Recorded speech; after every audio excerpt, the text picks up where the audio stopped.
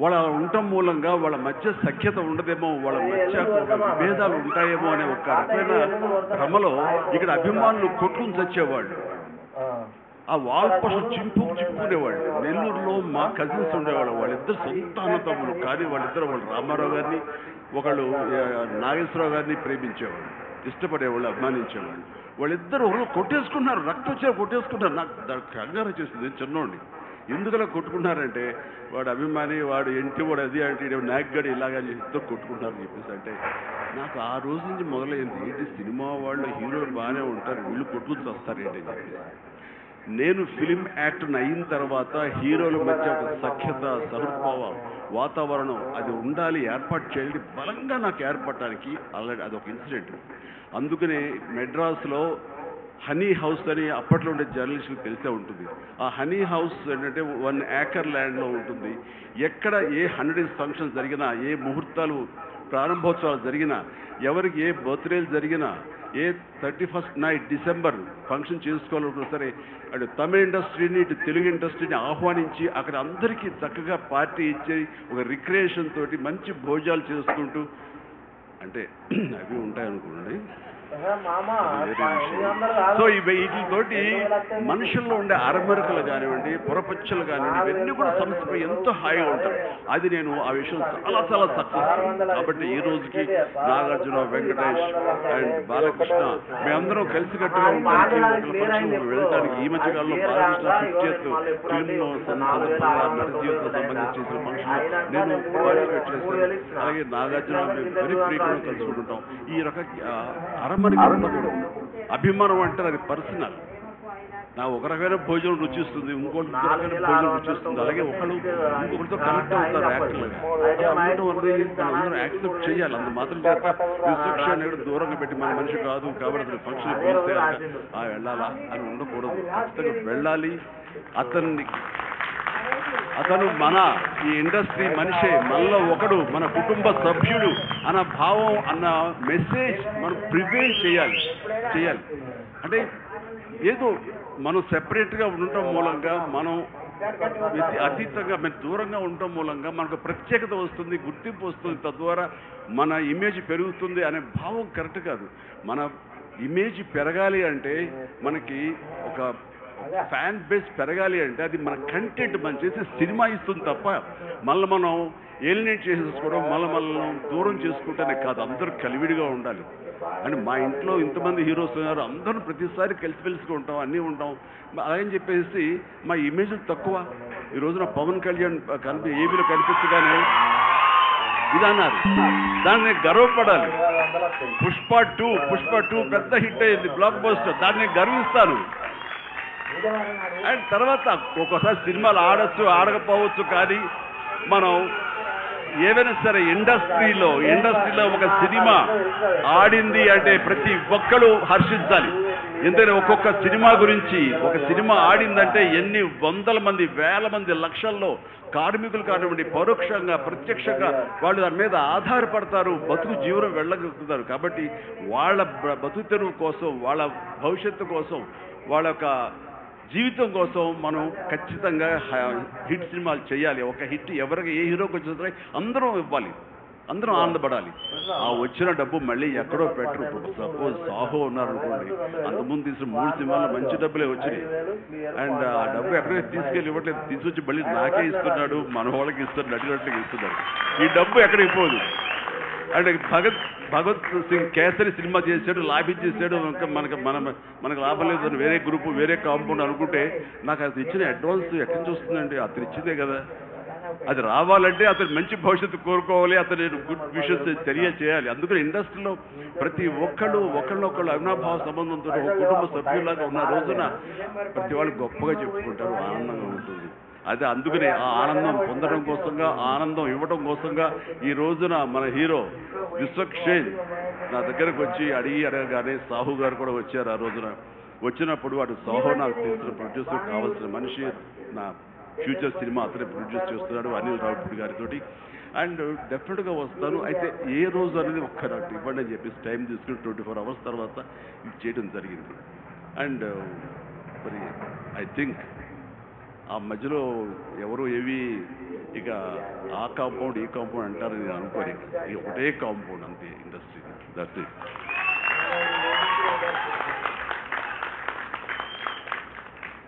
ఇక ఈ cinema trailer చూసిన తర్వాత నాకు ఎక్కడో మనం ఉండే పెద్దరికాంతో మనలో మనం సంసార పక్షంగా ఉంటున్నాం, మన కుటుంబం అని, కానీ ఎక్కడో అన్నగారిపోయినటువంటి ఉంటే సరే అది ఆ కోరికలు గబుక్కుని పెళ్ళు బుక్కింది. ఆఫ్టర్ ట్రైల్ మనిషి కొంచెం మోటుగా ఉన్నాడు, ప్రౌఢలాగా అనిపిస్తున్నాడు, కానీ గ్లామర్ తగ్గలేదు, కసక్కని అనిపిస్తున్నాడు. ఈ అమ్మాయిలు ఇది డిస్ట్రక్షన్ కాకుండా నిజంగా ఆడపిల్ల అయి ఉంటే ఎక్కడ గుండె జారి కొంచెం గల్లంతయ్యేదేమో అనిపించింది ఆ మురుగు.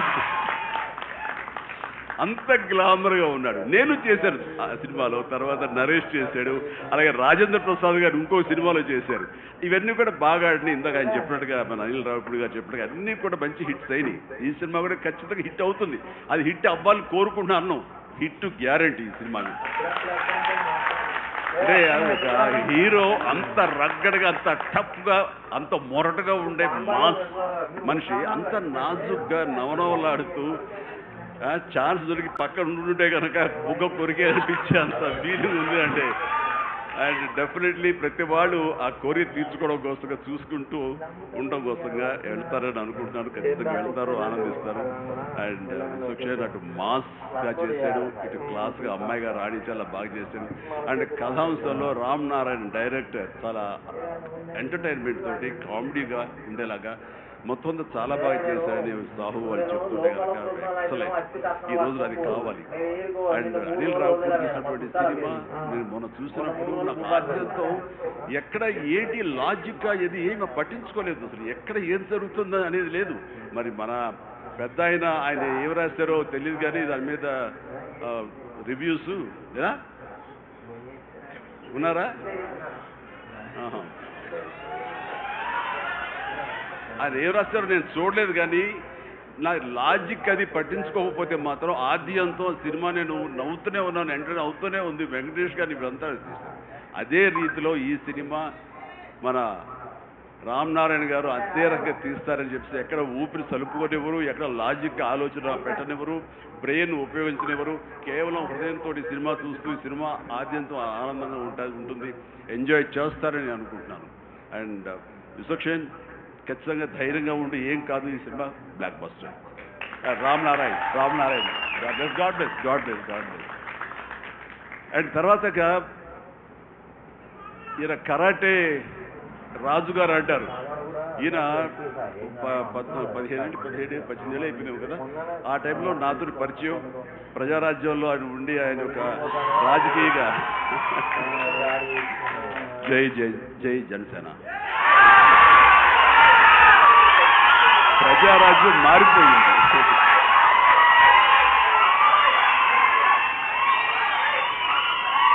ప్రజారాజ్యం రూపాంతరం చెందింది జనసేనగా.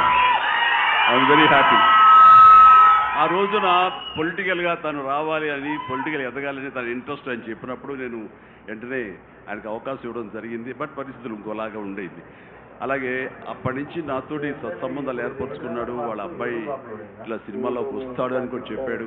నేను వాళ్ళ ఇంటికి వచ్చినప్పుడు ఏదో పూజకు వచ్చాను, ఒకసారి అయ్యప్ప పూజకు వచ్చినప్పుడు, చాలా చిన్నవాడు అనుకుంటా విశ్వక్షేణ్. బట్ మరి ఎట్లా తనలో ట్రిగ్గర్ అయిందో, మరి అంత దూరంలో ఉన్న హాలీవుడ్లో ఉండి హైదరాబాద్లో సినిమాల్ని ఎలాగ ఆకర్షితులయ్యో తెలియదు. ఇంత నువ్వేనో మాట తెలుసుకున్నారు, అమెరికా దగ్గర అనిపిస్తుంది తెలుసుకున్నారు అంతవరకు. సో ఖచ్చితంగా తనకి కావాల్సిన విధంగా తనకున్న హిడెన్ టాలెంట్స్, అటు రైటింగ్ కానివ్వండి, అటు డైరెక్షన్ టాలెంట్స్ కానివ్వండి, యాక్టింగ్ కెపాసిటీస్ కానివ్వండి, ఇన్ని ఉన్న వ్యక్తి ఇంటి పట్టు కూర్చోలేరు. ఖచ్చితంగా పరిశ్రమకు రావాలి, ఇక్కడ అభివృద్ధి చెందాలి, ఇక్కడ తన సత్తా చాటుకోవాలి, తన జెండా పాతాలి. అది అండ్ అలాంటి అవకాశాలు నిండుగా మెండుగా ఉన్నాయి. ఇప్పటికే ప్రూవ్ చేస్తూ వెళ్ళిపోయాడు. ఇంకా ఈ సినిమా తర్వాత ఆడవాళ్ళ గుండెలో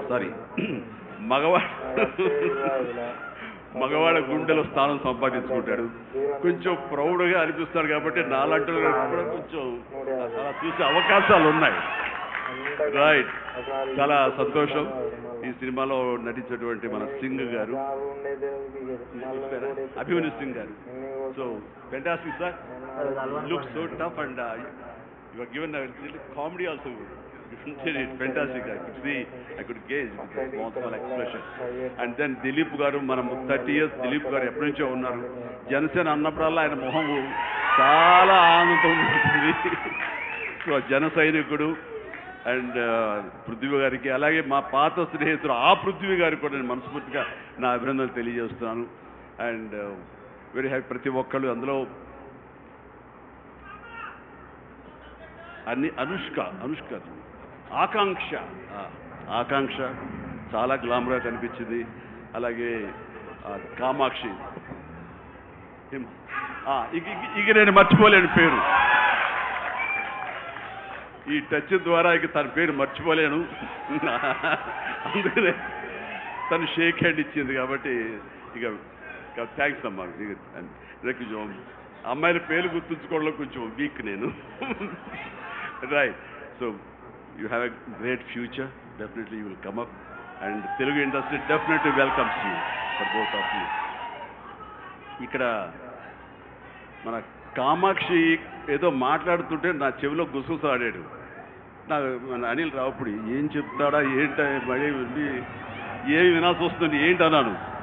కాదండి, మన దాంట్లో ఒక పోలీస్ ఆఫీసర్ క్యారెక్టర్ అయితే ఉంది, అలాంటిది ఏదైనా అమ్మాయికి ఇస్తే బాగుంటుంది కదా అన్నాడు. ఓ శభాష్ అన్న, అంతే చెప్పింది, ఇంకేం చెప్పాలి మీరు ఒట్టుగా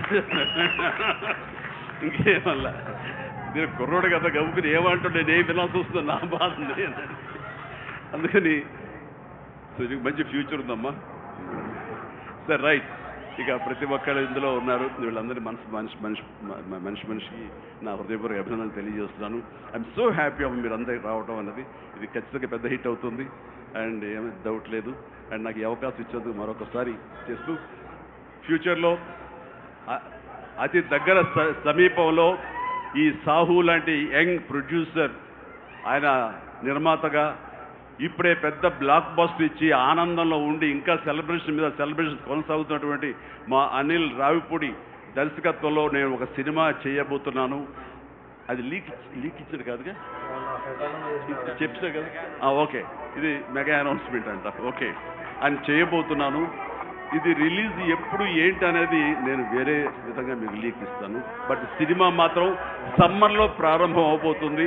ఇది ఆద్యంతో చాలా చాలా కామెడీగా ఉంటుంది. చాలా సంవత్సరాల తర్వాత ఫుల్ ఫ్లెడ్జ్డ్ కామెడీ. అంటే నేను సెట్స్ ఎప్పుడు వెళ్తానా, ఎప్పుడు నటిస్తానా, ఎప్పుడు ఒక ఉత్సాహంతో చేయాలన్నది నాకు ఉంది. అండ్ ఇంటికి వచ్చినప్పుడల్లా సీన్స్ చెప్తున్నప్పుడల్లా అతను పగలబడిన అవుతాడు, నేను ఇంకా కడుపు పడుకు నేను అవుతాను. అంత బాగా ఉంది. అండ్ డెఫినెట్లీ మా కాంబినేషన్లో పూర్వకాలంలో చూడండి, మన పూర్వకాలం మరి కీసు పూర్వం కాదు, మరి పూర్వం అంటే ఈయన ఎప్పుడు వాడు అనుకుంటారు. అందుకని కోదండరామరెడ్డితో మా ఇద్దరికి కెమిస్ట్రీ ఎలా జెల్ అయ్యేదో, ఎలా ఉండేదో అదే రకమైన ఫీలింగ్ నాకు అనిల్ రావుపూడితో ఉంది. కాబట్టి ఖచ్చితంగా ఆ కెమిస్ట్రీ అన్నది ఆ సినిమాకి ఆ కథకి డెఫినెట్గా ఉపయోగపడుతుంది.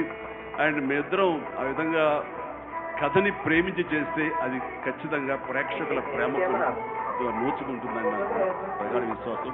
దానికి సాహు అదే సాహుతోటి గోల్డ్ బాక్స్, కొండల సుష్మిత ఇద్దరు కలిపి ఆ కాంబినేషన్లో ఈ సినిమా నిర్మించబోతుంది. కాబట్టి all the very best, god bless and thank you once again for everyone. మీ అందరికీ నా ధన్యవాదాలు తెలియజేస్తాను. నమస్తే, జై హింద్.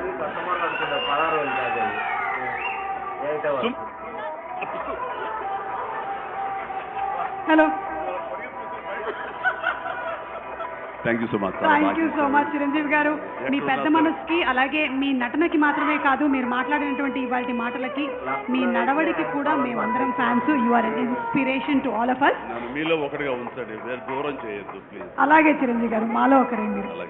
అండ్ ఇప్పుడు మా కరాటే రాజు గారు wants to give a special gift to Chiranjeevi గారు. లండన్ లో ఏదో లీక్ చేసేస్తారు. లండన్ అదే ఒక రోడ్డుకి వచ్చేసింది, ఒక విషయం లీక్ చేయబోతున్నాను మళ్ళీ.